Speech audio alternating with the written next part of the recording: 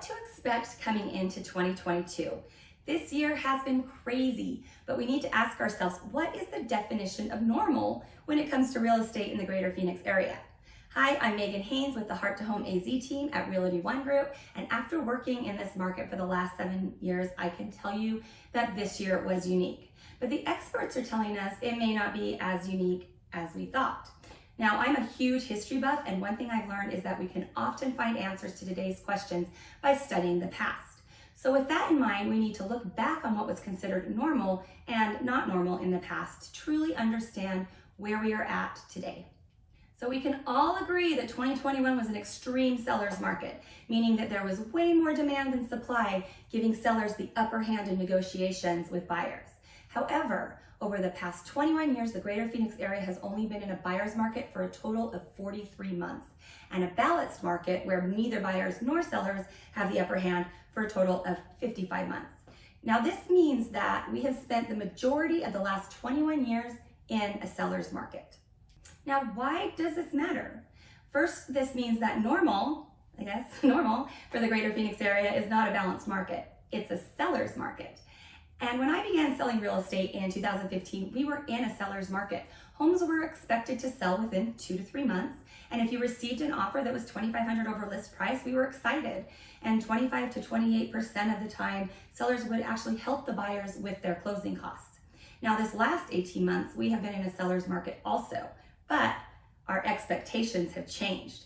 We expect a home to list, go under contract, and close all within like 1 month. And 40 to 60% of all home sales are closing at over $10,000 over asking price. Now, only 2 to 3% of these sellers are actually helping buyers with closing costs. Now, both of these timeframes are considered sellers markets, but our expectations for each one is different. So what does this say about the future and what's going to happen in 2022? Now, national and local analysts are all predicting a slowdown in 2022. They are predicting it will remain a seller's market still, just a weaker one. And what does this mean?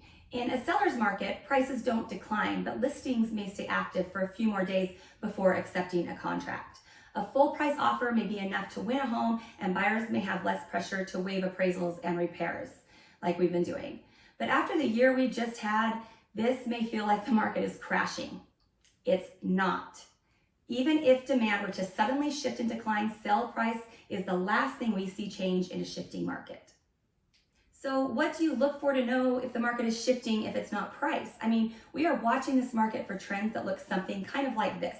Homes are on the market longer than expected. Sellers are trying to push the price, but the market resists in the form of zero offers. So the sellers reduce the price in response.